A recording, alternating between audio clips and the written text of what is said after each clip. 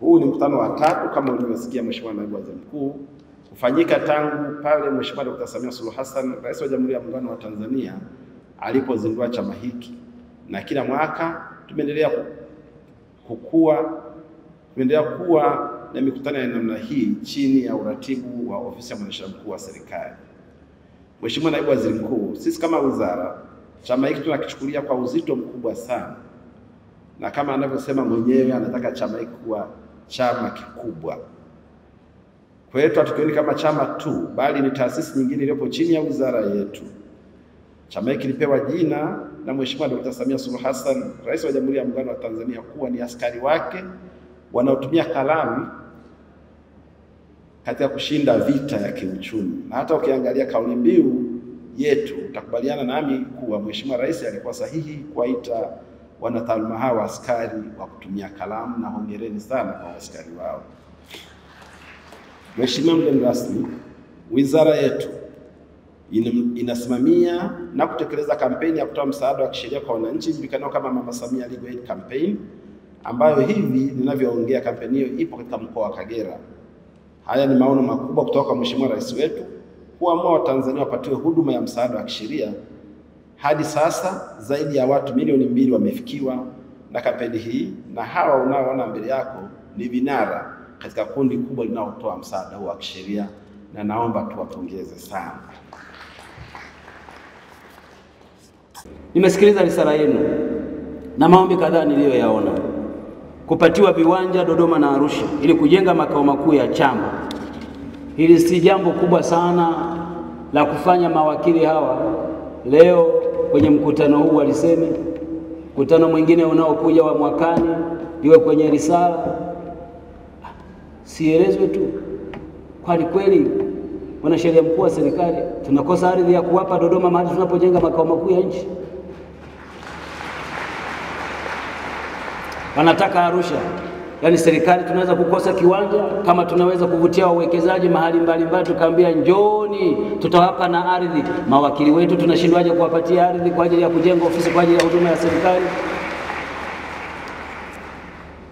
Au lile lililosemwa kwamba wanahitaji rasilimali fedha, na tena watu hao wema hawakusema kiasi kikubwa, wameomba bilioni 1. Kwani Mwanasheria Mkuu wa Serikali, wewe na Wizara ya Fedha, tunashindwa kweli kutafuta bilioni 1 kwa ajili ya kuwasaidia mawakili wanaofanya kazi na serikali? Hata tusipozitoa, mbona inapotokea kesi hizo pesa tunazitoa kwa ajili ya kufuatilia kesi? Mungu apishe mbali zisiwepo nyingi. Kwa hiyo naomba tu niagize kwako Mwanasheria Mkuu wa Serikali kwa kushirikiana na wizara. Moja, hivi viwanja vipatikane. Risala inayokuja mwakani, mgeni rasmi atakayekuja asikute hili jambo linatajwa hapa. Pili, kama wameomba bilioni 1 kupitia budget yenu, na sasa tuko kwenye mipango ya budget, na hawa ni wajanja, wanajua wakati gani wa kuomba. Budget ndio kwanza tumeanza. Ofisi ya Waziri Mkuu, Mwanasheria Mkuu wa Serikali, nitafurahi mno kuona hili jambo linafanyika bila kusubiri. Nimeambiwa mtakuwa na uchaguzi. Niwatakieni uchaguzi mwema. Chaguane kwa haki. Chagueni wale wenye sifa ya kufanya kazi yenu. Msichaguane kwa sababu ya urafiki. Taasisi kama hii inayokusanya watu kutoka kwenye makundi mbalimbali, kuna kasumba ya kuchaguana kwa concept ya belongingness badala ya capacity.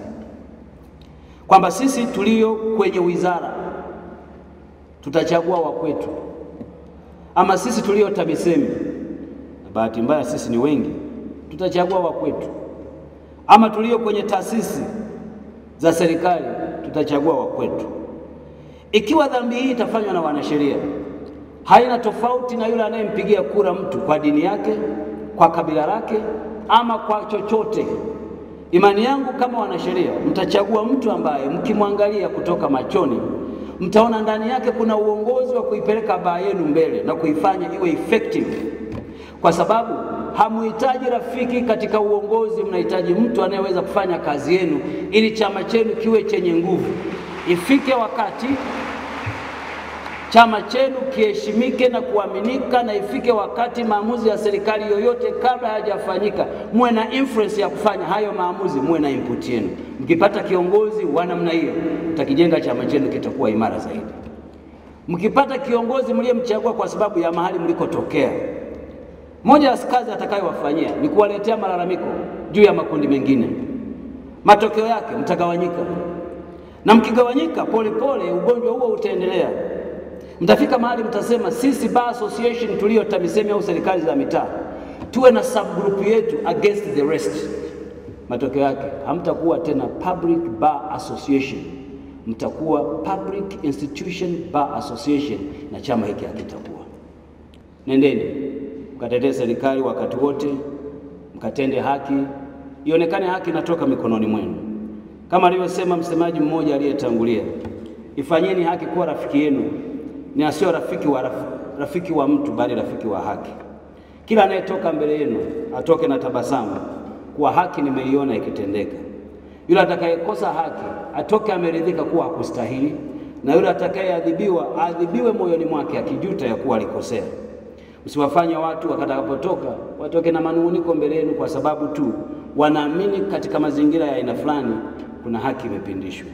Ninyi mkawe upande wa haki wakati wote, na mkutano huu muutumie wakati wote kukumbushana wajibu wenu huu.